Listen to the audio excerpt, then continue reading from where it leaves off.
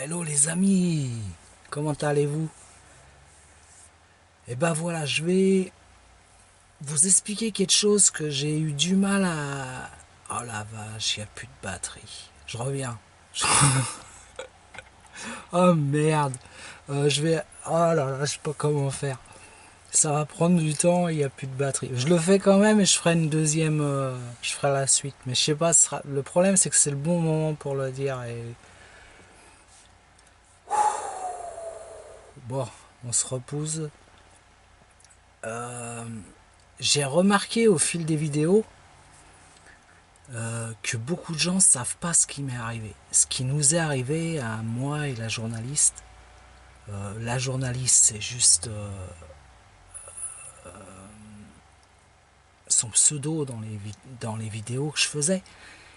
Et j'ai eu son accord pour qu'on parle enfin de ce qui nous est arrivé. Parce que c'est quelque chose que très peu de gens ont conscience finalement. Au fur et à mesure des recherches que j'ai fait, les gens ont totalement oublié ce genre de trucs et nous, voilà où on en est quoi. On a chacun notre vieux camping-car qui a 30 ans et on a largué la baraque, on a largué nos meubles et tout. Et j'ai l'impression, à part à ceux à qui je l'ai dit personnellement, euh, que tous ceux qui regardent mes vidéos sont pas au courant de ça. Et à côté de ça, la journaliste voulait pas que j'en parle pendant des mois et des mois. Et je lui ai demandé la permission d'en parler. Et aujourd'hui, on est libre. Il est temps pour nous et les gens comme nous qui vont se reconnaître dans cette vidéo euh, de l'ouvrir. Bon, je l'ai toujours ouvert. Je me suis calmé, je me recalme. Je fais que ça. C'est pas trop long de l'ouvrir. Mais il y a quelque chose qui a été passé sous total silence et personne n'est au courant, quoi. Personne n'est au courant. Je vois même comment les gens nous regardent. Dire on était bon, on regrette pas. C'est merci beaucoup. On avance vers l'inconnu, vers la source sûrement, vers la chose qu'on sait pas encore ce que c'est, mais c'est magnifique. C'est parfois flippant, parfois il y a des barrières d'ego, il y a tout ça, mais c'est magnifique. Ce que je voulais pas dire, c'est qu'en fait, voilà, notre vie à la maison, vous savez, moi quand je fais une vidéo, vous voyez ce que je fais de la vidéo, ce que j'ai filmé, et à côté on a une vie, on a tout ça, et en fait, je vais partir de la base. La journaliste, en fait, elle était kinésithérapeute. Et moi, je travaillais avec elle ces derniers temps, quand je vous faisais des vidéos à la maison du jardin. Voilà, on avait acheté cette maison et elle m'employait dans son cabinet. Et voilà, je faisais tout. Il y avait une piscine, il y avait tout ça, donc je faisais l'entretien du cabinet, quoi. Ce que j'ai toujours fait dans ma vie. Finalement, ouais, voilà. Ça va pas revenir là-dessus, parce qu'on n'aura pas assez de batterie, mais voilà. Voilà, pour se situer du moment où j'ai démarré la maison, quoi, quelque temps avant, même avant, enfin, j'ai bossé la plupart, c'est la boîte où je suis resté le plus longtemps, c'est avec elle, j'ai bossé avec elle, voilà. Donc on avait ce cabinet de kiné et puis voilà, le truc qu'on voit pas qui passe, c'est arrivé. Et on était au courant depuis assez longtemps, on se préparait à quelque chose et c'était depuis facile 10-15 ans, on se préparait donc on savait que il fallait se préparer, ça on le savait. C'est ce qui nous sauve aujourd'hui et c'est cool. C'est vraiment cool. je peux pas renier la vie de blaireau que j'avais, parce que cette vie de blaireau d'avant ça, elle m'a appris tout ce que j'avais besoin pour aujourd'hui. Et, et c'est aujourd'hui que je me rends compte que ma vie, elle a jamais été une vie de blaireau, et bien au contraire, quoi. Mon ego était assez fort pour me le dire, mais mon âme me fait comprendre aujourd'hui le contraire. Et du coup, bah vous vous doutez bien, comme on voulait pas adhérer au Saint-Vax là, ce saint, voilà, on s'est dit c'est bon, on connaît à peu près le truc, tu vois. Moi j'essaie d'employer des mots pour pas me faire cataloguer, quoi. Mais en gros, voilà, quand c'est arrivé, on a vu le truc arriver et tout, on s'est dit c'est bon, on va plus là-dedans. Et ça s'est tellement amplifié qu'il y a eu des choix très rapides à faire tout au long de ces 2 années, 3 années, là, je sais même plus. Et donc on a avancé aveuglément, mais une énergie nous portait. Une énergie très forte nous portait et nous... Ça, je l'oublierai jamais. On est passé par des étapes, mais je sais même pas comment vous l'expliquer, quoi. J'essaierai, si vous voulez, je vous fais un rapide truc là et j'approfondirai plus tard. On s'est retrouvé rapidement à un moment à m'a licencier et elle a continué toute seule jusqu'au fameux mi-juillet ou un truc comme ça là où elle a sauté. Voilà. On est 12 000 comme ça aujourd'hui. On est 12 000. Sûrement plus parce que la personne qui dit 12 000, elle a peut-être pas les vraies sources, mais on est au moins 12 000 déjà qui sommes dans cette situation et c'est important de le dire, c'est important d'en parler. On n'a accès à rien. Moi, j'ai réussi grâce à mon licenciement, j'ai réussi à avoir un peu de sous du chômage. Et elle, niette. Elle s'oppose on s'oppose à tout ce qu'elle demande. Et bon, elle essaye toujours, elle continue. Malheureusement, quand on est en profession libérale, on ne cotise pas pour le chômage, donc il n'y a pas de chômage. Et logiquement, on n'a pas le droit au RSA non plus.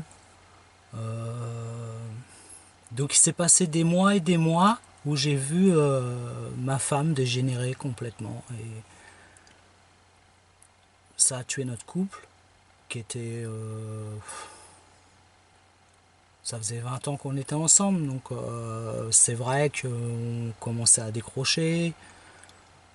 On s'accrochait, l'amour est toujours là, il est toujours là l'amour. Comme au début, mais bon, bah voilà, on est comme tous les couples, à un moment, bah, on décroche un peu, mais ça nous a fait décrocher vraiment encore plus. Et le manque de moyens est arrivé, tout s'est écroulé, comme tous ces gens, hein, on n'est pas les seuls, et sûrement pas les seuls encore, parce que je pense que tout le monde va y aller. C'est que le début, donc nous on est déjà sur la route du départ et bon, bah, les autres vous suivrez hein, s'il n'est pas trop tard. En tout cas, voilà, on a décidé de tout détruire.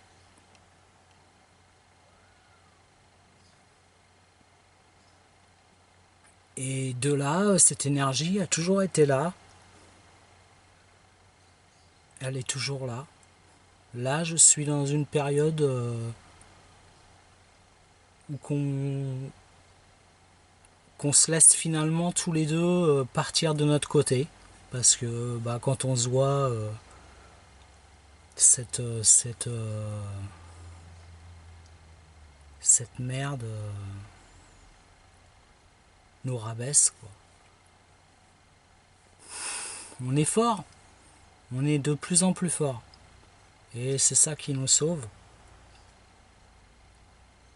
Si ça vous dit, je expliquerai pas à pas les choses, les différents trucs, je sais pas, si ça vous dit seulement, si vous voulez plus de précision.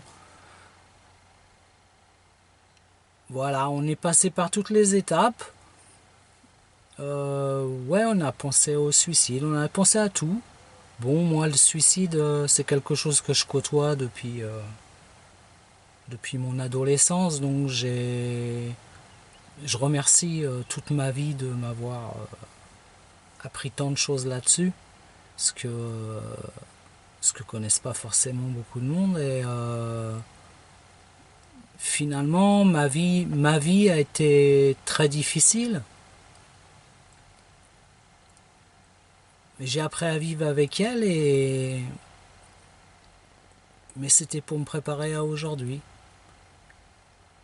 C'est là que tout est fort pour moi. Là, voilà, j'avance. Je suis en attente plutôt. En attente, bah voilà, de la suite, quoi. Je me laisse porter. La journaliste, elle va partir de son côté aussi. Voilà, on va faire les saisons, on va aller un peu où on veut. Voilà, on n'a pas tous les deux les mêmes choix. Mais voilà où on en est. Voilà, pour des personnes qui avaient anticipé quelque part cette chose. Voilà, on a pendant les 20 dernières années, on a atteint un degré d'autonomie important. Le problème, c'est qu'on n'avait pas assez d'argent, donc on ne pouvait pas rendre autonome une maison, mais on sait rendre autonome nos camping-cars. Finalement, il suffisait juste de peut-être réduire un peu notre habitat. Et ça, c'est fabuleux. Aujourd'hui, le camping-car, il m'apprend que c'était pas un problème, c'était juste un manque de moyens. Et voilà, nos vieux camping-cars, voilà, parce qu'on n'est pas des retraités en petit carré blanc là. On est, voilà, on est des SDF en vieux coucou de 33 ans, quoi. Et riche vie nous attend, je pense. Riche dans la tête. Et voilà. Je sais pas trop, j'ai fait rapide pour la batterie, mais si vous voulez, je détaillerai, il n'y a pas de problème. C'est hyper important pour tous ceux qui vivent ça et tous ceux qui savent pas. Parce que on s'est aussi heurté à nos familles. Heureusement, moi, de mon côté, j'ai une famille qui est tolérante, voilà, qui va pas me juger sur ce que je fais, et je les remercie, ils me regardent sûrement. Et du côté de la journaliste, on a eu affaire à des murs, des flics, voilà, on va dire, des CRS. Voilà. Je vous dis à plus tard, les amis, et puis j'allongerai si ça vous dit. C'est important pour moi aujourd'hui, important pour tout le monde, et ben voilà. Là, je projette de partir bientôt. Là, on est dans un petit camping en Vendée pour finaliser pas mal de choses. Et je reprends la route vers Rocamadour, je pense, parce que il y a quelque chose que j'ai pas fini là-bas. Et ben on le découvrira sûrement ensemble, les amis. Oh, pardon. Vous comprenez maintenant pourquoi? Alors, je vous explique vite fait l'histoire. Au Moyen Âge,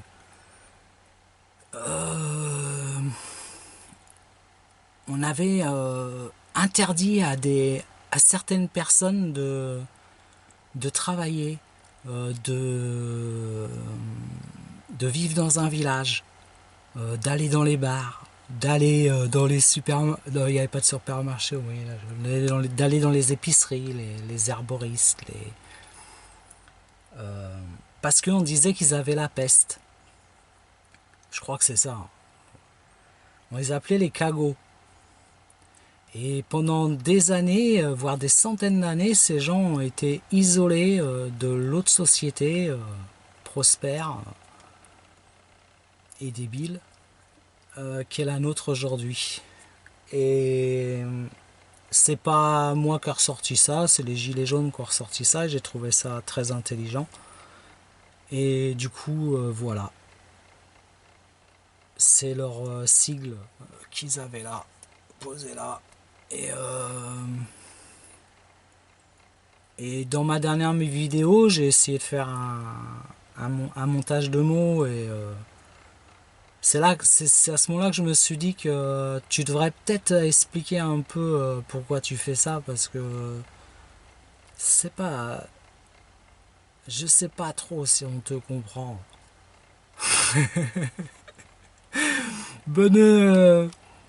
Bonne journée les amis, à bientôt.